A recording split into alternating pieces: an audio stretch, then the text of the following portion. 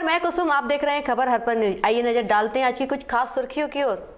ग्वालियर प्रदेश के ऊर्जा मंत्री प्रद्युमन तोमर के बंगले का मंगलवार की सुबह कुछ लोगों ने घेराव कर दिया। यह लोग शिवनगर, गोसीपुरा और सत्यनारायण की टेकरी पर रहने वाले बासिंदे थे। दरअसल इन लोगों को उपचुनाव के दौरान प्रदेश के ऊर्जा मंत्री प्रद्युमन तोमर ने आश्वासन दिया था कि उन्हें बेहद कम दामों पर नया बिजली का कनेक्शन दिया जाएगा। ग्वालियर प्रदेश के ऊर्जा मंत्री प्रद्युमन तोमर के बंगले का मंगलवार की सुबह कुछ लोगों ने घेराव कर दिया। यह लोग शिवनगर, गोसीपुरा और सत्यनारायण की टेकरी पर रहने वाले थे। दरअसल इन लोगों को उपचुनाव के दौरान प्रदेश के ऊर्जा मंत्री तोमर ने आश्वासन दिया था कि उन्हें बेहद कम दामों पर नया बिजली का कनेक्शन दिया जाएगा। 1 किलोवाट के बिजली कनेक्शन पर सिर्फ 2,500 से 3,000 रुपये खर्च आने की बात उस समय चुनाव लड़ रहे तोमर ने कही थी। लेकिन इन दिनों शिवनगर, गोसीपुरा और सत्यनारायण की टेकरी पर रहने वाले लोगों से बिजली कंपनी के कर्मचारी नए कनेक्शन के लिए 13,000 से 15,000 रुपये तक की मांग कर रहे हैं। इससे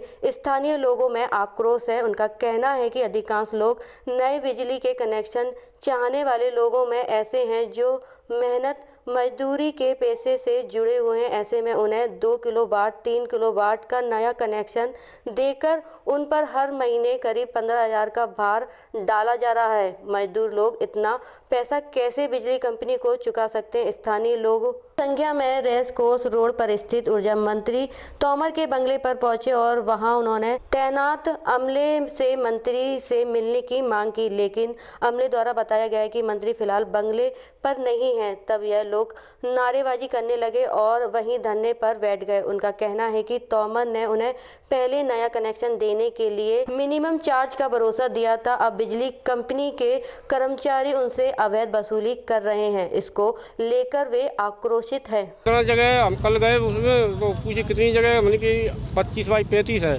और तो इतने पैसे लगेंगे कि 13,000 रुपये लगेंगे। तो ऊपर ही बताए कुछ। अब बोले हमने कि कोई मजदूरी कार्ड वगैरह कोई लाभ मिलेगा, उसका कोई लाभ नहीं मिलेगा, खाली BPL को है और कुछ नहीं है। तो बिजली विभाग वाले अवैध वसूली कर रहे हैं। अब वो तो कैंप लगाया था कल, अवैध वसूली। अब हम तो वही निवेदन कर रहे हैं, 13,000 रुपये की बोली मुझे कल। कम नहीं कर रहे हैं। कम नहीं। मंत्री जी ने क्या कहा था? मंत्री जी तो बोल गया 3,000 रुपया, 2-3,000 की बंगले पे आए, कोई सुनवाई नहीं हुई। अभी तो यहाँ कोई नहीं हो रहा है। कब से बैठे हुए हैं? अब आए सवेरे से ही, सवेरे से बैठे। भी आवेदन लगा चुके हैं। आशीष पचौरी। कहाँ से आए हो? सत्यनारायण टेकरी। क्या किया अभी यहाँ पे अवैध वसूली हो रही है बिजली विभाग की ओर से। जो 2 किलोवाट, 3 किलोवाट का घरों में मीटर दे रहे हैं, जैसे 10 से 15,000 रुपये ले रहे हैं। ना कोई तरीका है, ना कोई चीज़ का संबंध आने का। क्या तरीका है समझ में नहीं आ रही। कितने लोग ऐसे हैं, कितनी वसूली कर रहे हैं? पूरी बस्ती ऐसी है हम लोगों की। जो रोजमर्रा के आदमी सुबह जाते हैं, शाम को कमाते हैं, वो 15,000 रुपये कहाँ से लाएंगे वो? और पहले आप भाषणों में दे रहे हैं कि 3,000 रुपये, 2,500 से 3,000 रुपये प्रति व्यक्ति के घर में मीटर दिया जाएगा। आज 10 से 15,000 रुपये कहाँ से वसूली हो रही? पुलिस अधीक्षक कार्यालय ग्वालियर में मंगलवार को जन सुनवाई का आयोजन किया गया। जन सुनवाई में पहुंची एक महिला ने चिट फंड द्वारा ठगी करने की शिकायत की। इस संबंध में पुलिस अधीक्षक ने कार्रवाई का भरोसा दिया। अरे रैनवाल, तुम सुनो यार, आके आपका कहना है थोड़ा दूर दूर खड़े कराओ। इधर इधर आओ।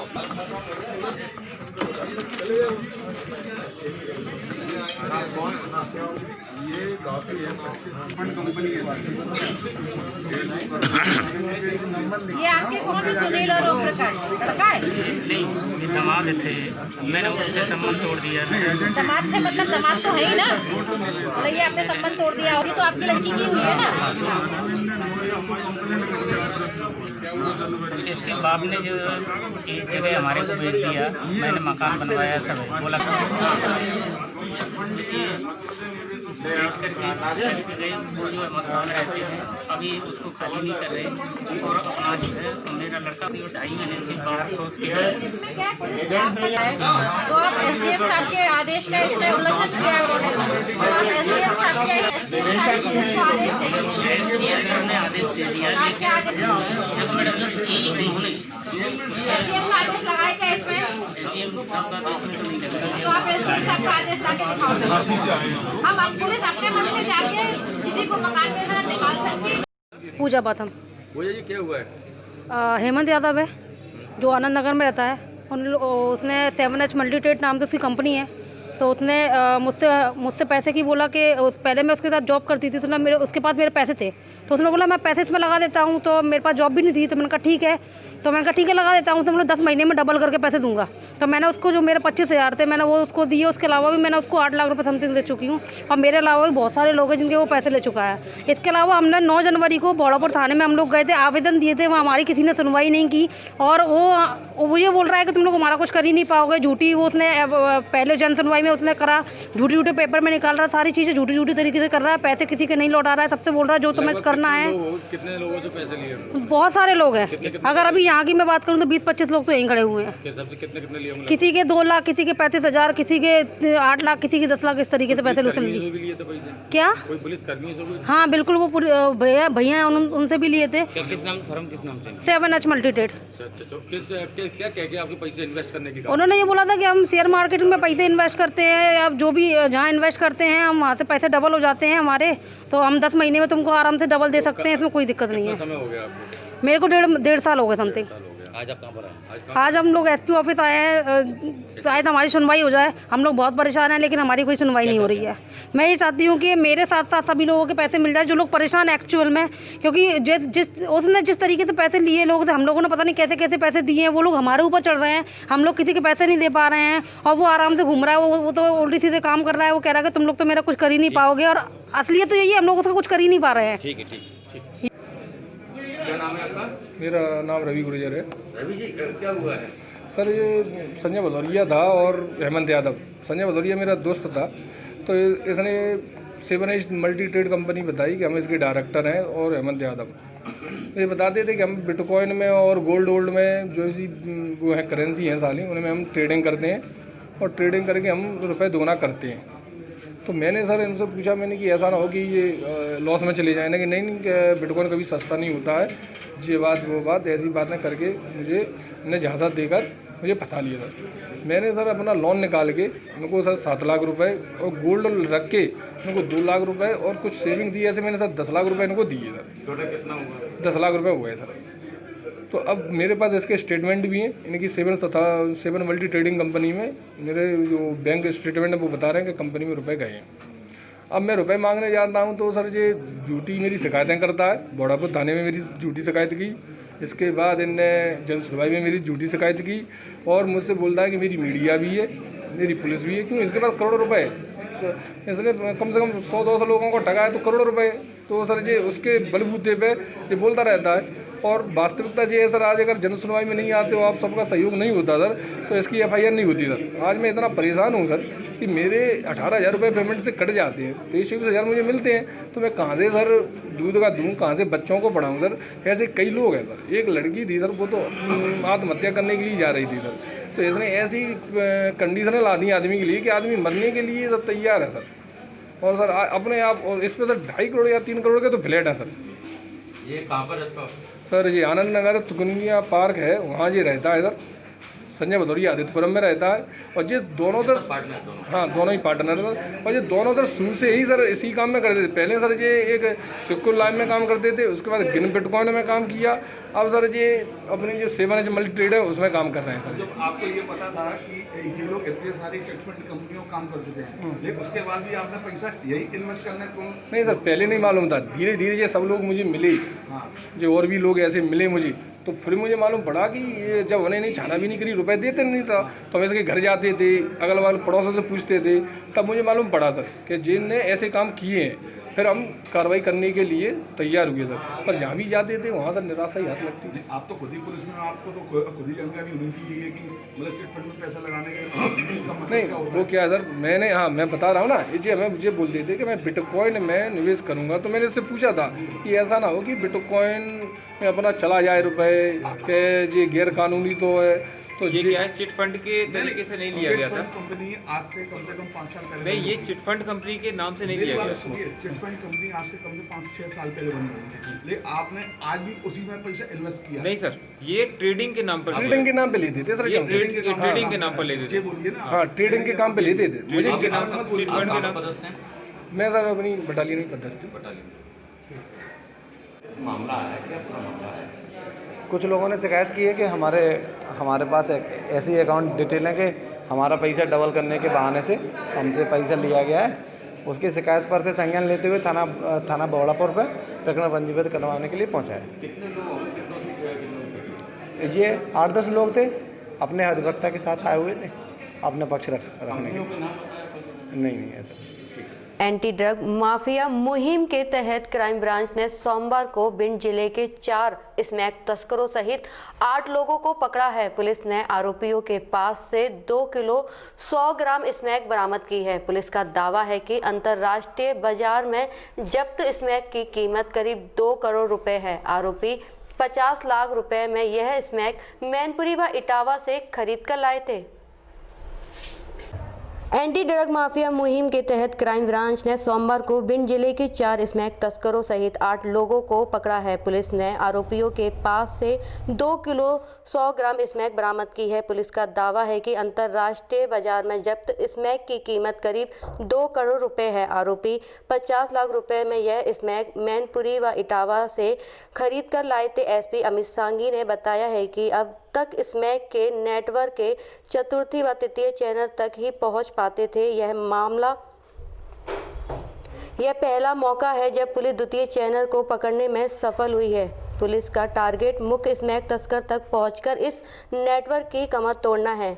आईजी अविनाश शर्मा ने इस सफलता के लिए पूरी टीम को 25,000 रुपये का इनाम दिया है। जिला पुलिस का दावा है कि शहर में पहली बार इतनी बड़ी मात्रा में स्मैक बरामद की है। इससे पहले 2019 में एक साल में करीब 3 किलो स्मैक बरामद की थी। एसपी अमित सांघी ने बताया है कि पिछले 1 महीने से क्राइम ब्रांच की टीमों ने स्मैक तस्करों के दूसरे चैनल को पकड़ने की फील्डिंग जमा रखी थी। सोमवार की सुबह सटीक सूचना मिली थी कि पड़ोसी जिले भिंड से 4 तस्कर स्मैक की बड़ी खेप लेकर शहर में आ रहे हैं। इस सूचना पर एएसपी सत्येंद्र सिंह तोमर ने डीएसपी क्राइम रत्नेश तोमर, विजय भदौरिया व क्राइम थाना प्रभारी डीपी गुप्ता के साथ इस खेप को पकड़ने के लिए रणनीति बनाई। सबसे पहले टोल प्लाजा भिंड रोड में आज 4 लोगों को पकड़ा गया और उनके पास से 1 किलो स्मैक बरामद हुई और जब उनसे पूछताछ की गई तो उनके बताए अनुसार उन्होंने 4 अन्य लोगों को दी थी जिनकी तलाश की गई और उन्होंने जानकारी दी थी कि किन लोगों को दिया गया है। तो हमने जब इनका पता किया तो 2 लोग हमको तिगरा रोड पे और 2 हमको कलेक्ट्रेट के पीछे हमारी एक टीम को मिले। इनके पास 600 और 500 ग्राम स्मैक मिली। कुल मिला के ये 2 किलो 100 ग्राम स्मैक, जिसकी अंतर्राष्ट्रीय कीमत लगभग 2 करोड़ से ऊपर की होती है, ये प्राप्त हुई है और इसमें 8 आरोपी कुल गिरफ्तार हुए हैं। ये सफलता इसलिए भी बड़ी महत्वपूर्ण है कि इसमें पहली बार जिले के बाहर के जो सप्लायर होते हैं वो क्राइम ब्रांच के हत्थे चढ़े हैं और ये चूंकि घटनाक्रम जस्ट अभी चल ही रहा है और इसमें रिमांड लेके पूछताछ करेंगे तो मुझे उम्मीद है कि शहर में जो ये इनकी चेन बनती है और छोटे सप्लायर्स की, वो उन तक हम पहुंच पाएंगे और साथ ही जो मैनपुरी इटावा के इनके जहां से ये लाते हैं वहां तक भी हम पहुंच पाएंगे। कुल मिला के एक बहुत अच्छी सफलता है और इसमें अभी आईजी सर और डीआईजी सर ने भी काफ़ी इंस्ट्रक्शंस दिए थे कि ये जो मुहिम चल रही है इसमें ग्वालियर में जो स्मैक के लिए कार्रवाई ज़्यादा से ज़्यादा होनी चाहिए और इसी कारण ये एक अच्छी सफलता मिली है और इसमें पूरी टीम को आईजी साहब ने 25,000 रुपये का कैश रिवॉर्ड भी देने का घोषणा की। अच्छा, ठिकाना जैसे जो 4 जो बाहर के है तो नहीं सिर्फ सप्लाई करने, कॉन्ट्रैक्ट इनका चलता रहेगा। इटावा मुख्यमंत्री सामूहिक विवाह योजना के अंतर्गत आज नुमाइश पंडाल में 63 जोड़ों का विवाह संपन्न कराया गया। विवाह समारोह में जिलाधिकारी श्रुति सिंह और मुख्य विकास अधिकारी राजा गणपति और अभिभावक के रूप में मौजूद रहे। विवाह संपन्न हो जाने के बाद दोनों अधिकारियों ने नव विवाहित जोड़ों को आशीर्वाद दिया और उनको विवाहित जीवन के लिए शुभकामनाएं दी। इटावा मुख्यमंत्री सामूहिक विवाह योजना के अंतर्गत आज नुमाइश पंडाल में 63 जोड़ों का विवाह संपन्न कराया गया। विवाह समारोह में जिला अधिकारी श्रुति सिंह और मुख्य विकास अधिकारी राजा गणपति और अभिभावक ने रूप से मौजूद रहे। विवाह संपन्न हो जाने के बाद दोनों अधिकारियों ने नव विवाहित जोड़ों को आशीर्वाद दिया और उनको विवाहित जीवन के लिए शुभकामनाएं दी। मुख्यमंत्री सामूहिक विवाह योजना के अंतर्गत गरीब परिवारों के लड़का व लड़कियों का सरकारी खर्च पर विवाह कराया जाता है, जिसमें उपहार स्वरूप मधु के खाते से 35,000 दिए जाते हैं। साथ ही 10,000 के अन्य उपहार प्रदान किए जाते हैं। साथ ही खाने और सजावट की व्यवस्था भी प्रशासन की तरफ से की जाती है। इस अवसर पर जिले के कई अधिकारी मौजूद रहे। होता है, लेकिन पार्वती जी ने खंडन कर दिया। पार्वती मोदी महाराज हाथी का कंबों को बिना बुलाए न जाए, जो बिना बुलाए जाती उसकी सती की तरह आवाज़ियां होती है। पार्वती जी ने खंडन कर दिया। पार्वती मोदी शिव जी ने कहा उस समय के लिए जाना चाहिए, जो हित माने तो अनंत माने तो कदापि नहीं जाना चाहिए। पार्वती जी ने तीसरा वचन स्वीकार किया। खड़े होकर के बन जाए।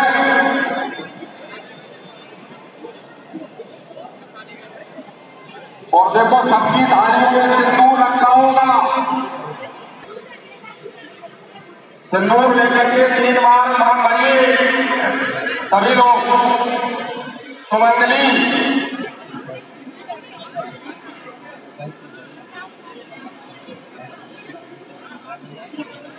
3 बार सभी लोग मांग रहे हैं।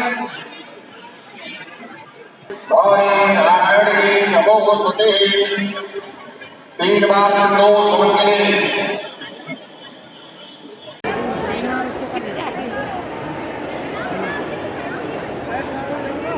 सभी लोग खड़े हो जाइए, भावर डालिए। पहले वधू आगे होगी, फिर वर पीछे होगा। 4 अग्नि की, उसके बाद फिर वर आगे होगा। 4 हो गए, 3 है आज 2 हो गए, 3 और 4 हो जाए।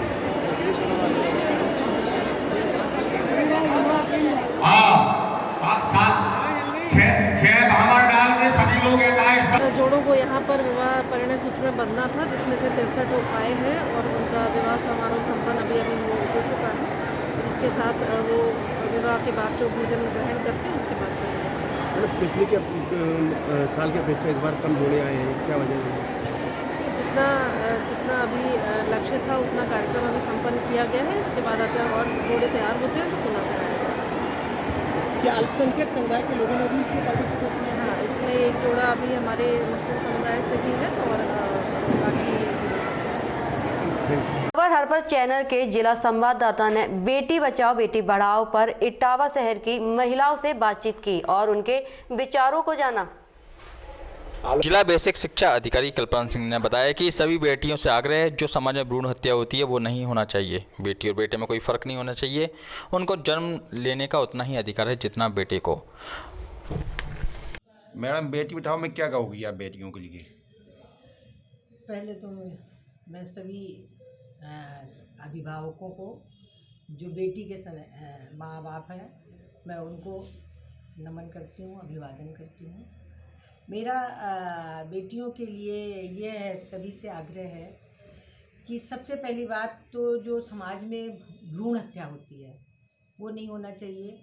उनको उनका भी जन्म लेने का उतना ही अधिकार है जितना बेटों का होता है। और आज समाज बहुत आगे चला गया है। उनको आप उतना ये जो कोई प्रक्रिया हम करते हैं शुरुआत, तो वो घर से ही होता है। घर में ऐसा संस्कार दिया जाए कि बेटे और बेटी में कोई फ़र्क ना हो। जो हम बेटे के लिए करते हैं वही मुझे बेटी के लिए भी करना चाहिए। बेटी को भी शिक्षा दीक्षा हर चीज़ में आगे करना चाहिए, चाहे खेल का मैदान हो, चाहे शिक्षा हो। दुनिया के का कोई भी ऐसा क्षेत्र नहीं रह गया है जहां लड़कियां आज अग्रसित नहीं हैं। हर जगह वो अपनी प्रतिभा का परचम लहरा रही हैं। तो सबसे पहले मेरा अभिभावकों से ये अनुरोध है कि आप लड़कियों को उनको लड़कों से कम मत आकिए और उनका पूरा तरीके से सहयोग करिए, क्योंकि सहयोग माँ बाप का बहुत ज़रूरी होता है, मानसिक सहयोग बहुत ज़रूरी होता है। यदि घर से उनको समर्थन मिलेगा तो वो कार्यपालिका चेयरमैन नौशाबा फुरकान ने हमारे संवाददाता अभिनंदन जैन से बताया कि बेटियों के कई रूप होते हैं। कहीं कभी किसी घर की बेटी व कहीं किसी घर में बहू। बेटियों के लिए पढ़ाना बहुत जरूरी है, जिससे वे अपने पैरों पर खड़े होकर अपने जीवन में आगे बढ़ सकें और समाज में नाम रोशन कर सकें। बेटी बचाओ बेटी पढ़ाओ की जिला संयोजक डॉक्टर ज्योति वर्मा ने हमारे संवाददाता अभिनंदन जैन से चर्चा करते हुए कहा कि बेटियों शिक्षित होना बहुत जरूरी है।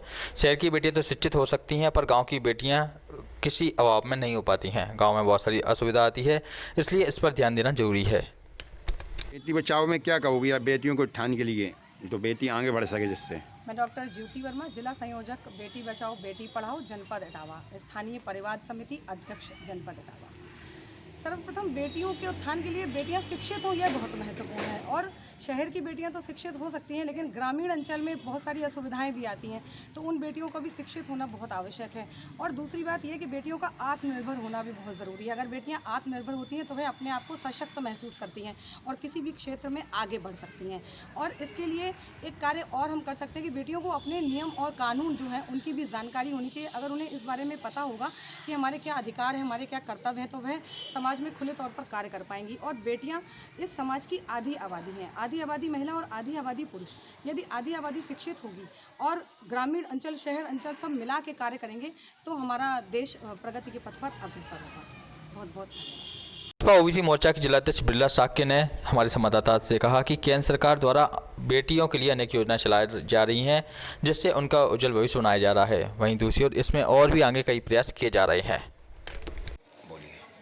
मैं बिरला साक्य जिला अध्यक्ष ओबीसी की आप सभी को पूर्ण विश्वास दिलाती हूँ कि हमारी सरकार बेटियों और महिलाओं के लिए आगामी कार्य करती रहेंगी और उनको आत्मनिर्भर बनाने के लिए उनके साथ खड़ी हैं और उनको पूर्ण विश्वास दिलाती हैं कि हम उनके साथ हैं। हमारी सरकार, जैसा कि आप लोग जानते हैं, पहले की पूर्ववर्ती सरकारों में जो बेटियों और महिलाओं के साथ उनके अत्याचार को लेकर और उनके लिंगानुपात को लेकर आप लोग जानते ही होंगे कितना घटकर और अत्याचार बढ़ रहे थे और लिंगानुपात घट गया था। उसमें अभी हमारी जो मोदी जी सरकार केंद्र में है, उसमें बेटी बचाओ बेटी पढ़ाओ की अंतर्गत अनेक योजनाएं चलाकर उनको आत्मनिर्भर बनाने का कार्य कर रही है। उनकी शिक्षा को लेकर उनके उज्जवल भविष्य के लिए सोच रही है, बढ़ा रही है उनकी और आत्मनिर्भर बना रही है। ऐसी हमारी मोदी जी सरकार उस पर काम कर रही है और भी योजनाएं चला रही, सुमंगला योजना, और जैसे बेटी पढ़ लिख कर उनका उज्जवल भविष्य बनाया जा रहा है। यदि उद्योग व्यापार मंडल की जिलाध्यक्ष लवली जैन ने कहा कि बेटियां हम सबके लिए बहुत जरूरी हैं। बेटियां ही संस्कारी समाज का निर्माण करती हैं। बेटी पढ़ाओ के लिए क्या कहोगे मैडम? आगे बेटियों के लिए क्या करना चाहिए बेटियों? मैं lovely Jain from lovely beauty parlour. बेटियां हम सब के लिए बहुत ज़रूरी हैं। बेटियां ही संस्कारित समाज का निर्माण करती है। एक बेटी अगर पढ़ लिख कर आगे बढ़ती है तो वो 2 परिवारों को शिक्षित और संस्कारित करती है। अतः हमें बेटियों को बचाना है। बचाने से तात्पर्य ये है कि लोग बेटियां पैदा नहीं करना चाहते हैं, उन्हें भ्रूण में ही मार देते हैं या फिर उन्हें पैदा होने के बाद रास्तों में फेंक देते हैं या उन्हें अनाथ आश्रम छोड़ देते हैं। हम सबको मिलकर इन सब का विरोध करके बेटियों को बचाना होगा। आजकल ग्रामीण क्षेत्र में लोग बेटियों को पढ़ाना नहीं चाहते हैं। लोग सोचते हैं कि बेटियों को पढ़ाकर क्या होगा, उन्हें दूसरे घर जाकर चूल्हा चौकी करना है। हमें ज़रूरत है कि उनकी सोच को बदलें ताकि लोग अपनी बेटियों को अच्छी शिक्षा दे सकें। इटावा जिला अधिकारी श्रुति सिंह ने आज सुबह देश के प्रधानमंत्री योजना स्वच्छ भारत अभियान मिशन के तहत स्वच्छता अभियान चलाया, जिसके तहत उन्होंने यमुना के किनारे जमा पॉलीथीन गंदगी को साथी महिलाओं व अधिकारी समेत मिलकर साफ किया। इस मौके पर एसडीएम सिद्धार्थ, नगर पालिका चेयरमैन नौसावा फुरकान व नगर पालिका ईओ मौजूद रहे। इटावा जिला अधिकारी श्रुति सिंह ने आज सुबह देश के प्रधानमंत्री योजना स्वच्छता भारत अभियान मिशन के तहत स्वच्छता अभियान चलाया, जिसके तहत उन्होंने यमुना के किनारे जमा पॉलीथीन गंदगी को साथी महिलाओं व अधिकारी समेत मिलकर साफ किया। इस मौके पर एसडीएम सिद्धार्थ, नगर पालिका चेयरमैन नौसावा फुरकान व नगर पालिका ईओ मौजूद रहे। काफी अंतर आप अभी चल के भी देखेंगे तो पूरा एरिया बिल्कुल ओके हो गया। हम लोग वहाँ से हटेगा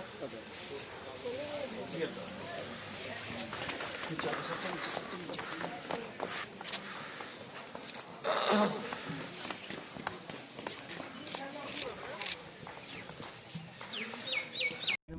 जमुना घाट पर सफाई अभियान चलाया गया है, क्या है? ये इटावा शहर में सफाई जो हो रही है उसको और पुख्ता करने के लिए और अच्छी सफाई हो, और जितने भी हमारे एरियाज़ जहाँ पे आज इस अभियान में जो पॉलीथीन्स वगैरह जो जब बारिश के सीज़न में आ जाती हैं वो फिर जब पानी कम होता है तो वहीं पर रह जाती हैं, तो ये एरिया थोड़ा उसकी वजह से गंदा दिखाई पड़ता है। तो यहाँ पर भी जो अभियान चल रहा है उसके तहत आज ये अपना सफाई के लिए प्रयास किया जा रहा है। इसमें कई लोग साथ में जुड़े हुए हैं और काफ़ी लोग अभी प्रयास कर रहे हैं, सफाई अभी चल रही है। यह अभियान आपका निरंतर जारी रहेगा? ये अभियान अभी चल रहा है, लगातार चल रहा है, जब चलता रहेगा जब तक सफाई में और थोड़ा सा गुणवत्तात्मक सुधार नहीं आता है तब तक अभी चलेगा। पब्लिक अवेयरनेस के लिए और कोई प्लान है यमुना की?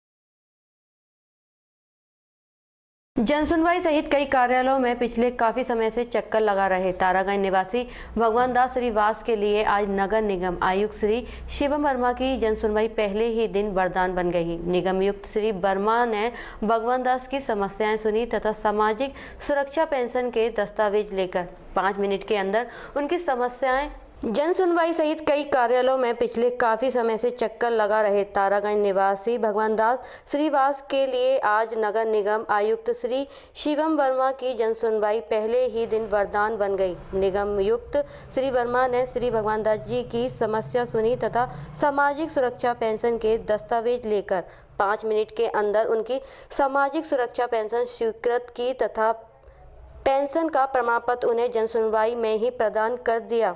श्री भगवान दास ने इस अवसर पर कहा कि प्रशासनीय अधिकारियों को इस प्रकार से सक्रिय एवं संवेदनशील होना चाहिए तो शहर का कोई भी नागरिक परेशान नहीं रहेगा। क्या नाम है दादा?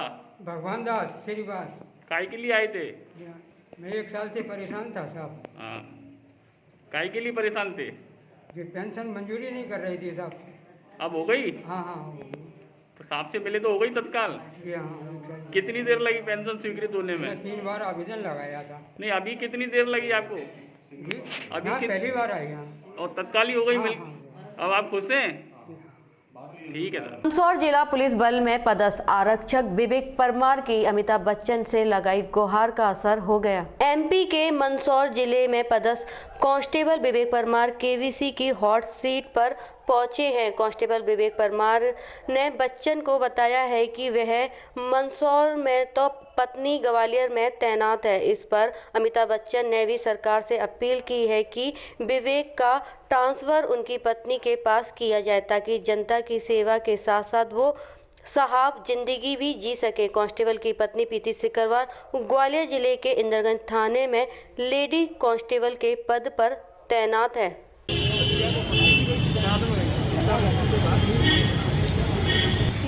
तो वैसे बहुत अच्छा लग रहा है वहाँ पे जाके। आप लोग एक ही बैच के हैं? जी हम एक ही बैच। आप किस पोस्ट पे हैं और वो किस पोस्ट पे है? अभी आप क्या चाहते हैं? आपको ट्रांसफर को लेके उन्होंने बात की अमिताभ?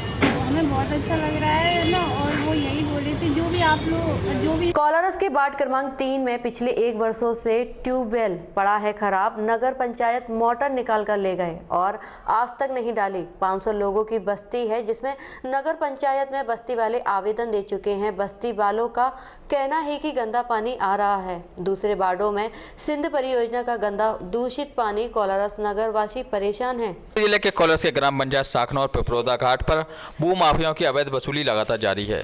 यहाँ पर भू माफियाओं द्वारा अवैध वसूली के रूप में 1500 से 1800 रुपए के दाम पर ट्रैक्टर चालकों से पैसे वसूली की जा रही है और उन्हें सिर्फ गेट पास के नाम पर एक पर्ची थमाई जा रही है जिसमें ट्रैक्टर का सिर्फ नंबर होता है और मोबाइल नंबर, इसके अलावा कुछ नहीं। ऐसे में इस बात को लेकर बड़े बड़े अधिकारी भी कुछ बोलने से परहेज कर रहे हैं। हमारे संवाददाता मुकेश गौर ने यहां पहुंचकर ट्रैक्टर चालकों से बात की जिन्होंने कहा कि यह सिर्फ लूट खसोट है और हमारे पास इसके अलावा कोई चारा भी नहीं है कि हम कहां जाएं। अवैध वसूली उत्खनन विभाग, रेंज विभाग, रेवेन्यू विभाग भूमाफियाओं के आगे मौन दिख रहा है। 13 गाँव के लोगों में रोस नदी के सिंध के गेट टूटने से जल स्तर भी चला गया है, वहीं ट्यूबवेल भी धराशायी हो गए हैं। राजनेताओं का संरक्षण इन लोगों को मिलता हुआ दिख रहा है। हमारे संवाददाता मुकेश कौर की कॉलर्स के इस क्षेत्र से यह खास खबर। शुभ नाम क्या है आपका? मेरा नाम बादाम सिंह है। बादाम सिंह जी, आप यहाँ एकत्रित हुए हैं, किस लिए एकत्रित हुए हैं? ये पानी की समस्या की कट्टियों को लेके। जी सर, ये पानी जो है हमारे यहाँ कॉलोनी में आज से जो है लगभग जो है साल भर से नहीं आ रहा, और यहाँ एक बोर पड़ा था जो कि उसमें भी जो है पानी नहीं आ रहा। अच्छा, इसकी शिकायत आपने SDM या अन्य अधिकारी या CMO या नगर पंचायत या कहीं की? जी सर, मैं जो है स्वयं विधायक साहब के पास भी गया और SDM साहब के पास भी गया और आपके जो है ये CMO साहब के पास भी गया, किसी ने सुनवाई नहीं की सर। जी जी जी जी, आपका शुभ नाम? लाला राम जाटव। जोर से बोलिए। लाला राम जाटव। जी जी, क्या समस्या है? पानी की समस्या है, पानी नहीं आ रहा। कितने दिनों से नहीं आ रहा? साल भर से नहीं आ रहा, वो तो कभी आता है कभी। तो जिस सिंध परियोजना की योजना चली है उससे पानी नहीं आ रहा? चालू नहीं किया अभी तक नहीं हुआ? चालू नहीं हुआ। आपका क्या कहना है माता जी, क्या नाम है आपका? मेरा नाम उमेदी है। उमेदी भाई, आप ये बताइए जी, आप पानी की समस्या कितने दिन से आपको? 1 साल हो गई पानी की समस्या। 1 साल हो गई आपको? 1 साल से बिल्कुल नहीं आ रहा? बिल्कुल नहीं आ रहा। अच्छा अच्छा, से ला रहा है। कितने दूर से ला रहा है भाई ये पानी? साल भर से पानी। अच्छा, साल भर से आई नहीं रहा? तो क्या नाम है भैया आपका? मेरा नाम लायक राम है। लायक राम जी, आप ये बताइए कि जी कौन सा वार्ड लगता है आपका? ये वार्ड नंबर 3 लगता है, पहले 1 था। जी जी जी जी जी। तो अब पानी 1 साल पहले तुझे बोर चलता जी, अब बोर चलने के बाद यहाँ बोर में से मोटर भी निकाल ली गई। जी जी जी। अब पानी बिल्कुल भी नहीं है, कहीं कहीं कट्टी पानी लेके भगते हैं, कहूँ ठगरिया कहूँ मोरा कहूँ ऐसे जाते रहता है, पानी को मना कर देते हैं। अच्छा अच्छा, आज बिल्कुल पानी भी नहीं तो है। इसमें आपने किसी जनप्रतिनिधि या किसी को कुछ बताया? लगाया था, आवेदन लगाए थे हमारे, कोई सुनवाई नहीं। तो कोई सुनवाई नहीं है। 10 का करवा ले जाते हैं, कुछ नहीं होता। आज कुछ नहीं हुआ। चलो कोलारत से रिपोर्ट मुकेश गौड़।